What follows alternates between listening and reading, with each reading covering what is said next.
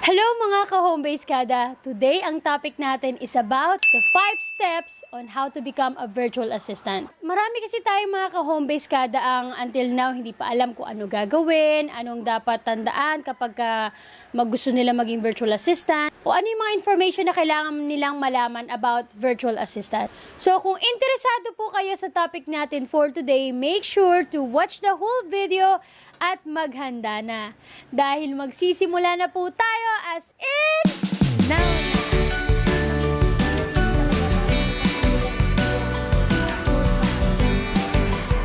Welcome back po dito sa ating channel. I'm Sheena Santos and today ang pag-uusapan natin is about the 5 steps to become a virtual assistant. Ano nga ba muna ang virtual assistant?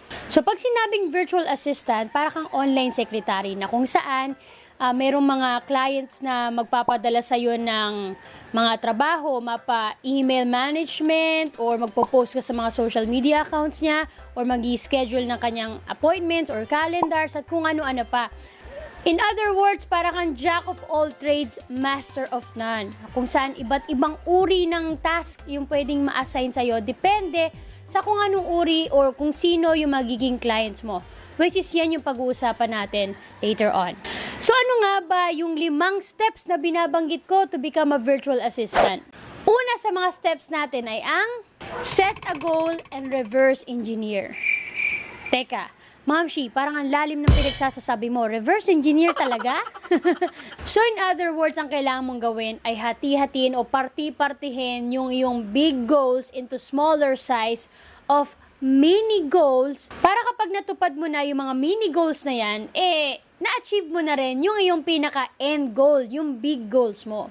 Halimbawa, ang gusto mo ay maging virtual assistant kahit na breastfeeding mom ka and kumita ng, say, 30,000 per month. Kung gusto mo maging virtual assistant at kumita ng 30,000 per month, pwede mong iplano, like, hahati-hati mo for this week, ganito yung gagawin ko, ipa-familiarize ko yung sarili ko, alamin ko ano ba yung mga virtual assistant, ano ba yung karaniwang trabaho nila, ano ba yung mga process na kailangan ko pagdaanan, ganon. So, the next week, ang gagawin mo naman ay mag-aaral ka ng mga skills or dun sa channel natin, may mga skills for virtual assistant, pa-practicein mo yon, gagawa mo ng screenshots, ayusin mo profile mo, and then the next week, yun naman yung maghahanap ka naman ng mga clients, ayusin mo yung payment information mo.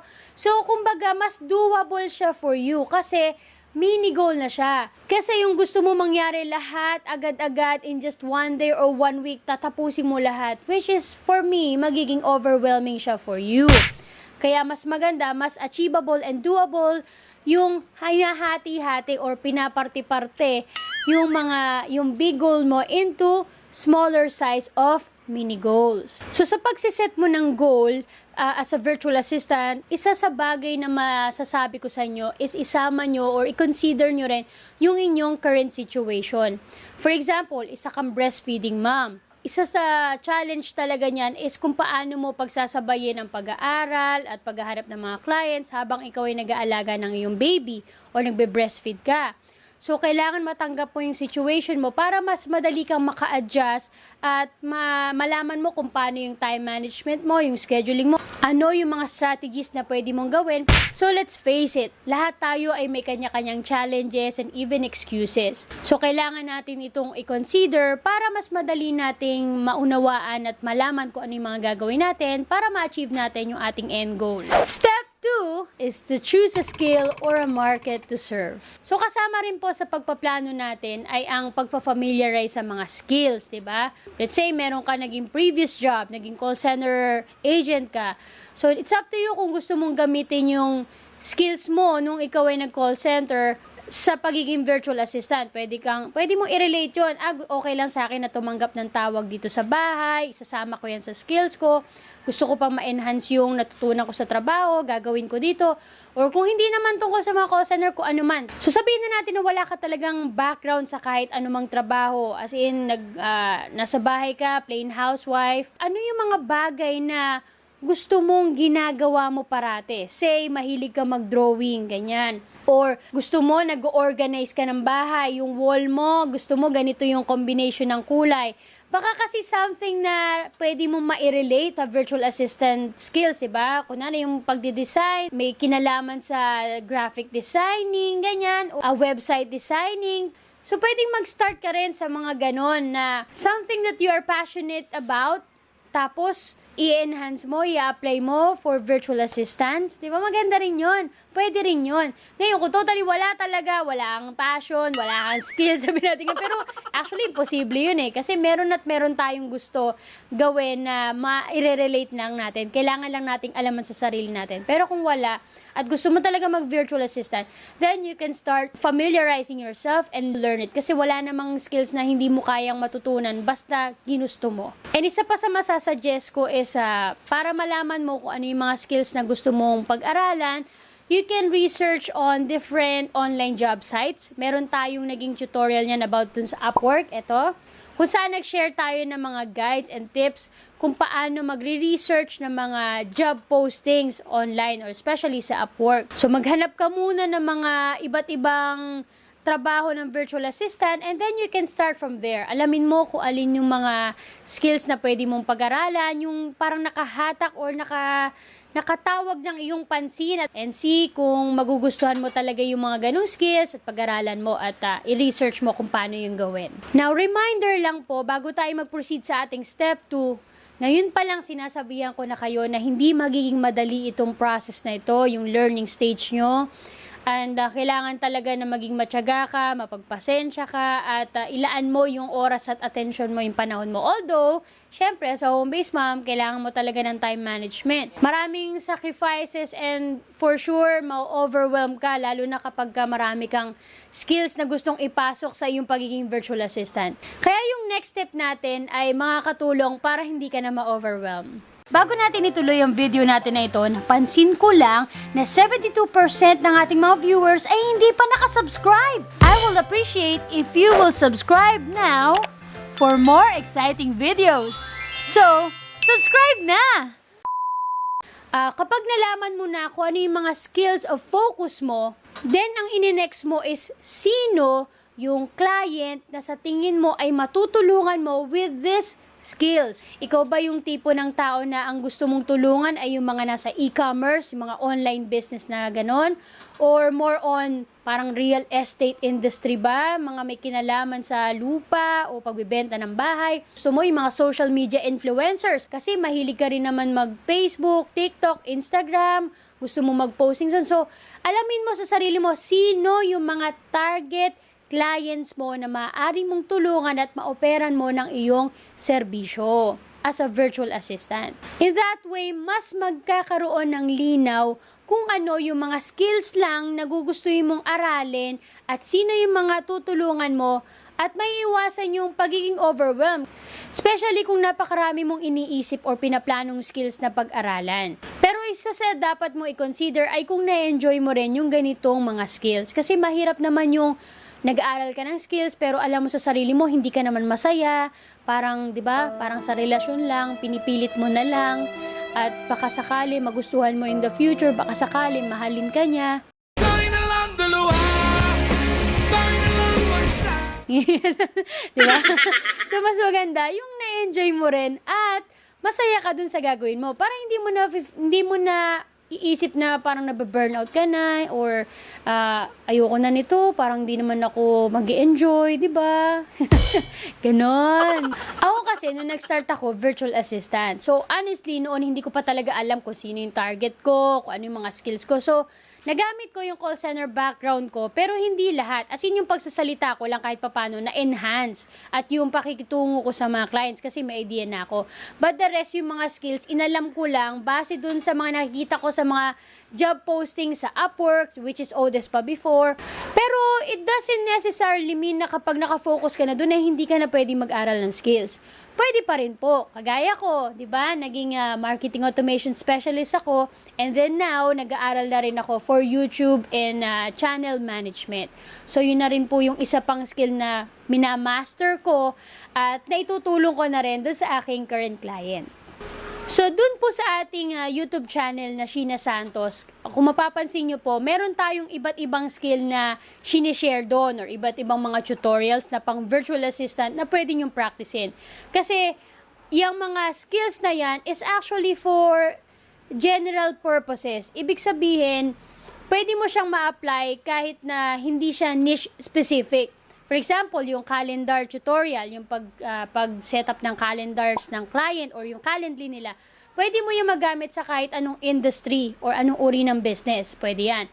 Yung WordPress na tutorial na meron tayo, yung email marketing, nagagamit yan sa kahit anong uri ng business. Which is something na gugustuhin mong pag-aralan para kapag yung client mo ay nangailangan ng assistance for that, then it's up to you kung gusto mo i-offer din yan, or you can already introduce to your client na napansin mo, o client, kailangan mo palang mag-ayos ng iyong blog sa WordPress website mo. I was able to find a tutorial for that and I can help you. So I would recommend that you check out all the trainings and tutorials natin dito sa ating channel para may dagdag mo na rin sa iyong virtual assistant skills. May dagdag ko lang po na every time you're gonna practice tutorials or skills in our channel, make sure to screenshot.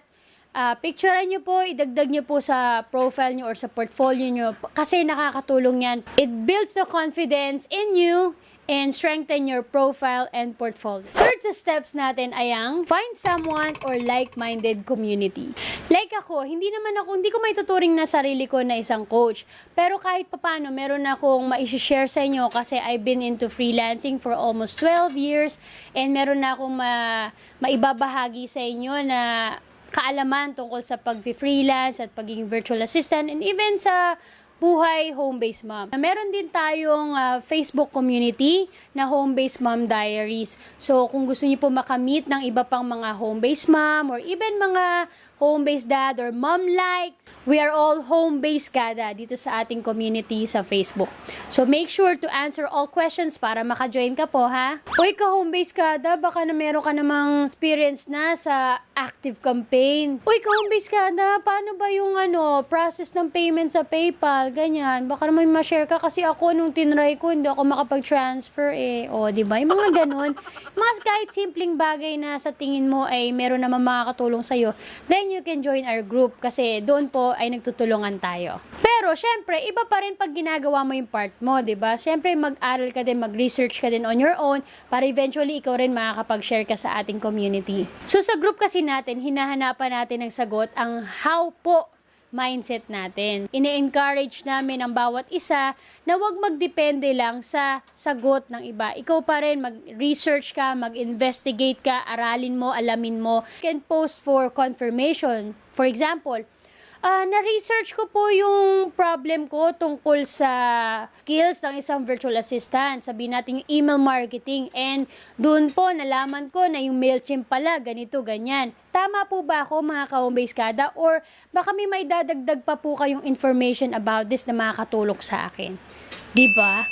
In that way, na-practice mo na ang yung researching and investigating skills, makaka-relate pa rin yung iba sa'yo, makakapagbigay din sila ng insight sa'yo kung alam din nila. Diba? Mas maganda na yung parang group work. Maraming brains na magtutulungan para ma-achieve yung ating end goal na maging successful virtual assistant. So again, join our Facebook community where you can ask questions and even share your relatable experience with your co-home-based moms and dads. Step number 4 is start applying right away. Kahit sa tingin mo hindi ka pa handa. Diba? Naghahanda ka na, nag-aaral ka na ng mga skills, naghahanap ka ng mga job postings online, kagaya ng Upwork or kung sa iba pang online job sites. Parang subukan mo lang din yung sarili mo kasi isa rin yun sa learning process. Doon malalaman mo din paano ba yung setup ng interview, ano yung mga karaniwang questions na itatanong sa'yo, ano ba yung mga nire-require nila, mga qualifications na hinahanap nila sa virtual assistant. Bonus na rin yun kung makapasa ka. Pero at least magkaroon ka ng idea kung paano yung nagiging recruitment process ba or paano yung tinatakbo ng interview. In that way, kung sakali man na hindi ka man nakapasa, the next time, mas mapaghahandaan mo na yon at sa mga susunod mong applications, mas malaki na yung chance na ikaw yung makuha, di ba? So, during interviews, make sure to ask question. Pero kunwari dumating na yung point na matatapos na yung interview at sa huli, tinanong ka, Kasi hindi ka nakapagtanong buong interview mo. Tinanong ka, do you have any questions for us? Ganito. Kunwari, ito yung technique natin na, kung sakali po ba, syempre in English dapat ha, pero Englishin nyo na lang. Kung sakali po ba, ano po yung magiging dahilan, bakit hindi ako matatanggap sa trabaho? Yan. For example, ang sagot nila, kasi naghahanap kami ng someone with experience dun sa trabaho. So, bago ko i-share ko ano man yung sasabihin ko kapag ang hinahanap daw nila ay may client experience, eto muna ang ating 5th step on how to become a virtual assistant. Keep growing, keep talaga. So, 5th, ulit. A few moments later. So, 5th step natin ay keep growing to add more value. So, remember, we are a service provider. Hindi lang po tayo yung mga virtual assistant na kung ano yung iba tong trabaho sa atin, yun na agad, yun lang, dun lang tayo magfo-focus. Hindi naman po. And, tandaan din natin na hindi tayo mai-stuck lang dun sa kung ano man yung skills na meron ka ngayon. Pwede mong improve pa yan, pwede kang mag-upgrade, mag-aral pa ng additional inputs about those skills na sa tingin mo ay maaari pang makatulong sa iyong clients or sa mga future clients mo.